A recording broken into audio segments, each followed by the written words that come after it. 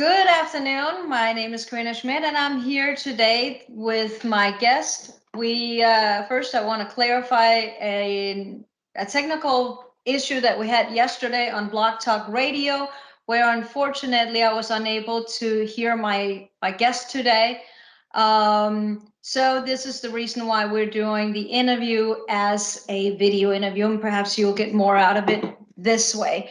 It is an honor to have Paul Sutliff with us today. He is my guest. He is the author of several books, which we're going to go over in just a moment. He's also an Islam researcher, and that is exactly what we're going to be talking about today. Today's topic is Civilization Jihad and how Islam is spreading quite rapidly throughout the Western countries.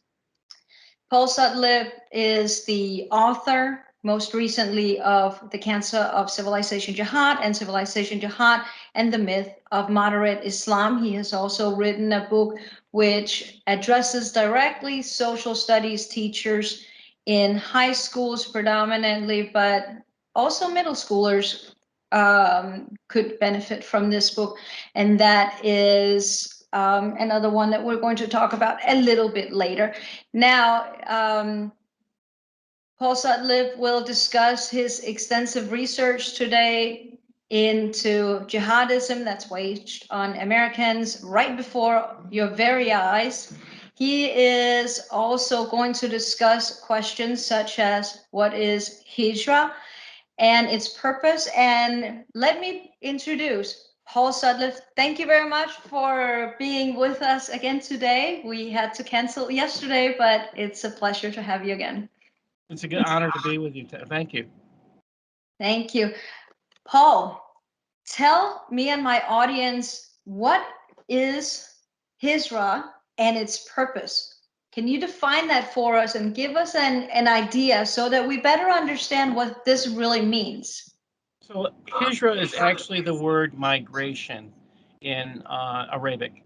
So if you think about, you're talking about someone to migrate, that you're telling them to go on a Hijra. But the word Hijra has some very specific meaning to Muslims. The Hijra is, in Islam, Hijra is where Islam actually starts. The year zero of Islam begins with the concept, the Hijra, again, a migration from Mecca to Medina, which was Yathrib back then. So the concept of Hijra is extremely important to Muslims. Now, in Islam, there is a direction to migrate, generally to Muslim lands. You're not supposed to migrate to non-Muslim lands. And there's actual, I'm going to read a brief quote. I actually did a lot of research on this because I thought, that's what I'd heard. So I went and I looked at this site called Islam Question and Answers, and they started out with condemning those Muslims who live amongst non-Muslims, and it said, in the Sunnah, the Prophet said, I disown every Muslim who settles among the Mushrikin, the non-Muslims.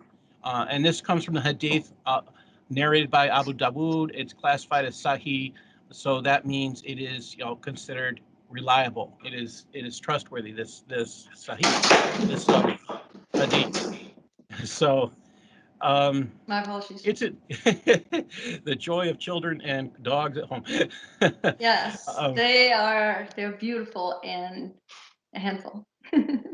A handful. So the hadiths and the hadiths are just part of this. The Quran has several verses that talks about why you should have a hijra, not necessarily to a Muslim country. And this is where it gets interesting. I'm going to quote from Surah 2:218 first. It says, surely those who believed and those who emigrated and performed jihad. Now, okay, so when I read that, like, wait a minute. So the purpose of emigration is before you perform jihad. Jihad is holy war. So, okay, well, let's think about that. Jihad also means struggle, isn't that correct? No, that is misinformation. Is total misinformation. In fact, I'm going to be attending via online a Zoom session that is advertised as the Palestinian struggle. So for every Muslim out there, oh, they're having a Palestinian jihad moment. But for us English speakers, they have done this so we would be stupidly, take it the wrong way. A lot of Islam does things, it's called doublespeak. They will say one thing and mean another. And that is another topic. We'll talk about lying. There's actually 5 words that have to do with lying in Islam. I only discuss one because information overload is too much for a lot of people. Mm-hmm. Let's get back to the topic of this. Now, I just quoted Surah 218, and this is again, it's repeated in the Surah in the Quran. Surah 872 says, surely those who believed and those who emigrated and performed jihad with their money and their lives. So now we're talking about, okay, so money has to go to jihad. That makes some sense. Holy war, okay.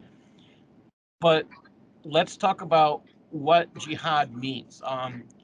In the United States, there is a group of Muslims, the Muslim Brotherhood, who have been coordinating here since the 1960s. They came over through Canada, and then they got into the colleges, and they now influence your current textbooks and stuff like that. But they came here for the purposes of making this an Islamic country and to turning it into a Sharia country. That's what the Muslim Brotherhood's goal is. So again, their concept, they even define this in the explanatory memorandum of the Muslim Brotherhood. It explains exactly what their goal is, and they created the term civilization jihad to So explain. let me back up so that everybody understands, because you say something in your book, and this is a direct quote explained in the Sharia law, that goes like this. Quote start. Jihad means to war against non-Muslims, and its etymological is derived from the word mujahada, signifying warfare to establish a religion. And that is exactly what you're talking about, that the 2 Arab Canadians did as they entered the United States. Is that correct? Oh, they weren't even Arab Canadians. What they did is they came from countries like Iraq and Iran, and they came through Canada because they weren't legally allowed to come to America. They did this because they could become Canadian citizens in a very short time. I think it was 2 to 3 years, and then they came here. So this is all. It was all a planned way. I've actually talked to former CSIS on this, and I didn't realize that was the original way that they got in. Learned that. Fortunately, that was after I wrote that second book. So, but as the joy of being a research writer is you keep learning what you don't know, so you get to know more of what you don't know. And that's it. Yes. So yes, this battle is ongoing. So when I say civilization jihad, the goals here, I have to understand that jihad has 3 different levels. One is you have to have hatred in your heart towards all that is not Islam, and that includes basically non-Muslims. Then you have to. The second level is where they call it writing jihad, or they'll call it. Writing jihad is probably the best way to put it, or speech jihad. And what they're doing is they're allowed to go out and give speeches. They're allowed to write, and their goal again is to change everything around them. If that means deceiving, all for the purposes of making something. This is a jihad. This is a holy war through speech, through writing, misinformation, to make the country Muslim. And then the last level is called the level of the hand, or action. And The this is physical jihad. physical jihad, yes. So this is extremely important because President Joe Biden unknowingly actually called for jihad as he was running for president, um, which still blows my Well, mind that he actually quoted one this can stuff. actually ask them oneself if he did it unintentionally or intentionally, as things are progressing in the United States right now. So we're talking about the concept of, and forgive me if I'm mispronouncing the Arabic word, taqiyya. Taqiyya, pardon. And I am not going to be the perfect person to pronounce any Arabic. I borrow from my friends who translate. I have a colleague, Usama Dak, who actually translated the Quran. If you're looking for a uncorrupted Quran, what I mean by uncorrupted, the Muslims have translated into English the Quran, and the vast majority of them are corrupted because they don't want the English people to know the truth. English, or I'm saying the non-Muslim people to know the truth. So if you're looking for one, you can go to Straightway Ministry, and you can look for the Generous Quran.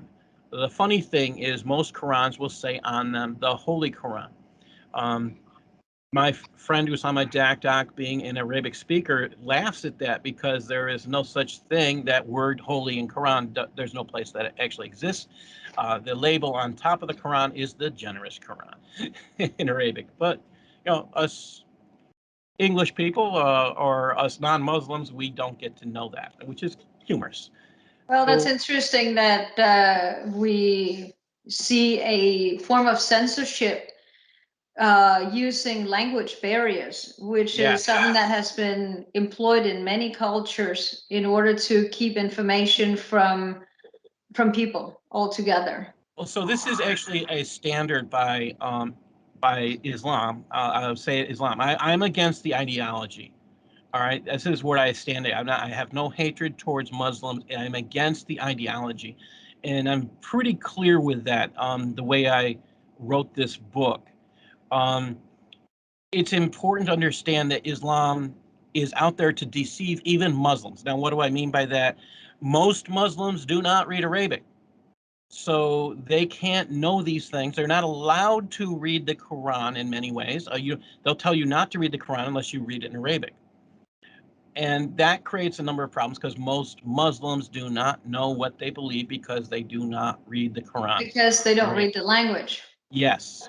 Right. So this is actually somewhere around 80%, it might be 88% of all Muslims are unable to read it in Arabic.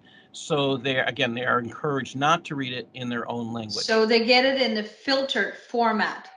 They get it from they get it in the filtered format, English, German, Spanish, whatever it may be. Yes. And you discussed that in Civilization Jihad and in the cancers. And the cancers. Yeah, okay. It's sad. And those, we have that available at Sophie's Corner in Miami International Mall, and it's also available on sophiepublishing.com and Amazon.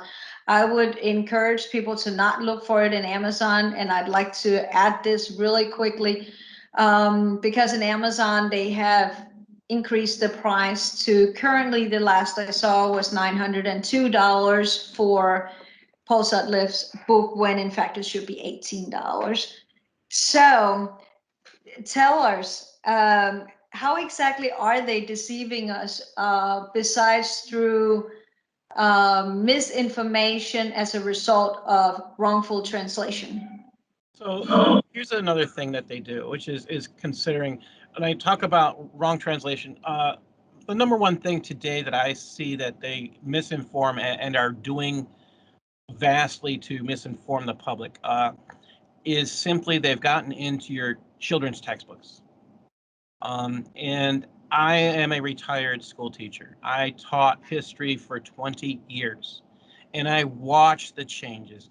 In New York State, they have a mandate to teach that Islam spread through something called cultural diffusion. That is not correct. It spread through the sword. And that was what I was taught. If you're 50 years old, I'm 56, and if you are 50, in your 50s, you probably were taught that Islam spread through the sword. Your children are no longer taught that. In fact, they are taught that there are 5 pillars. This is problematic because they leave out which Islam teaches is the 6th pillar, which is jihad. They only teach that, and then they tell you that this has to do with how they want to behave. Again, And this can you is quickly explain just very briefly what are the 5 and the most important one, the 6th pillar? The 6th pillar being jihad. 5 pillars. I have to stop and think. So the 5 pillars have to do with the first thing is a statement of faith. Then there's prayer, and then there's fasting, and then there's a something similar to tithing, and then you have to make a trip to Mecca. So we The get to the 5. pilgrimage. It's a pilgrimage, and those are required. The pilgrimage is required once in your lifetime. These are impartial. They do not talk about the required behaviors under Islam. That would be, to do that, we'd have to discuss Sharia. We'd have to look at the Quran. We'd have to look at Hadith. Muslims do not accept as their only holy book as the Quran, which is pretty much taught in public schools. It's incomplete without the Sunnah, which is the Hadith and the Sirah. The Sirah is the biography of Muhammad, the biographies of Muhammad. And this is extremely important because if a Muslim who is Muslim means submission, a person who is a submitter to Islam, and Islam means submission. Please get that in your heads because you will be lied to by Muslims about what it says. We have a professor here in Rochester, New York, who goes around and tells people it means peace. And when he goes out, I show up and I say, so what does it mean in Arabic? And we've done this 3 times, and exactly 3 times, and he still does it, knowing I'm there, that I'm going to ask him, so what does it mean in Arabic? Submission. So you lied to us. Yeah. Well, there are many, and that's not just in the United States. In Florida schools, they also teach that it means peace. And I know in European schools, they typically teach that Islam means a peaceful religion, when in fact it means submission. And probably one of the most important things about the misinformation that they give out is a statement in Sharia that says it's obligatory to lie if the goal is obligatory. So that means if your goal is the spreading of Islam, your goal is to lie to the people. To This the becomes non-Muslims. well, it's not just non-Muslim. This is what I originally, when I was writing this, that was my, I knew there was misinformation they were giving out to Muslims, but I didn't have anything to base it on. And I've been talking with others, and now I'm reading something called Islamization of knowledge, which is a topic I have been looking at because of COVID-19. Now, COVID-19, there's a claim that Muslims were the worst hit. So the misinformation given to Muslims through medicine is one of the reasons why Muslims are suffering the most. So what are they again, arguing specifically as the reason why Muslims are hit the worst? that's so one of the reasons I believe is because of what they call Islamic medicine. Islamic medicine allows for, they've actually did huge videos and proclamations that camel urine is the cure to this. And there was actually, Nice. You can find videos if you spend your time looking, as camel urine is the cure to COVID-19. You will see that, and you'll see some people from Iran and some people from Iraq and Egypt advertising camel urine as the cure-all for COVID-19. And any doctor will tell you this is dangerous and bad for your health. But again, that's one of the reasons. And what I've been looking at in these topics of Islamization of knowledge in a specific area of medicine, they are publicly misinforming other Muslims about what Islam's contribution is to medicine. So again, understand that the law, the Sharia, which is the word for law in Arabic, it's obligatory if the goal is obligatory. So it's okay to lie to anyone, even other Muslims, as long as you're encouraging Islam. As long as it's in the path of spreading Islam in non-Islamic countries. Not only just in non-Islamic countries. That's the thing to think about. It's wherever Islam is, wherever you are, you can lie to anyone as long as it furthers As long as Islam. it's in the name of Islam. Yes. Okay. And that's more that is more deceptive that than I originally had written about, which is it's quite a horrible statement, because if you simply pick up the topic of Islamization of knowledge and you look at medicine, you will absolutely see this. And I've been going through. I've picked up about 6 scholarly articles.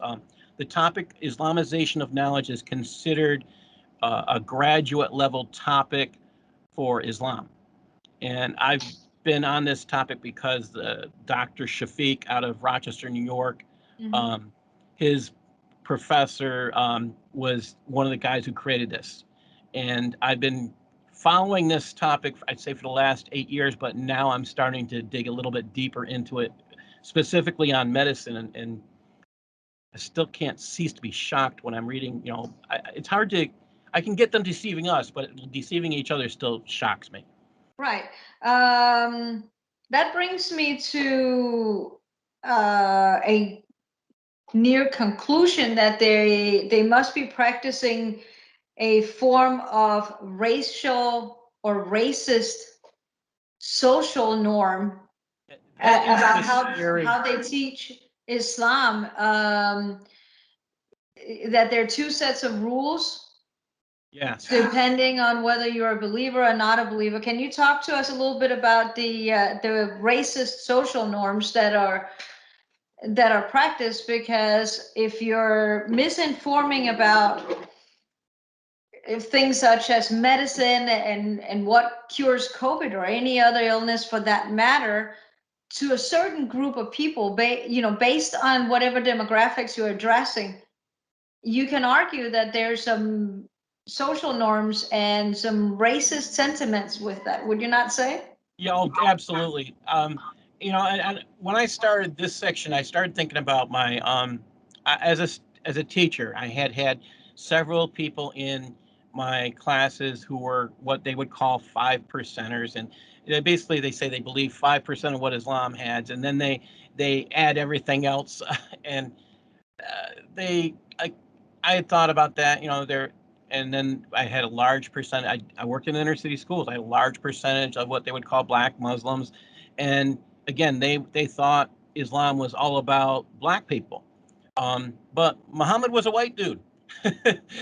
He was white, and if you want to check me out, go find you'll find hadiths, you'll find in the Sirah where Muhammad is continually described as this white dude, and it's sad. So again, that's a step in the path of misinformation that, and I know from research that I have done, that Islam was sold and still is in many correctional facilities to African Americans. Yes. As the religion of peace and so on.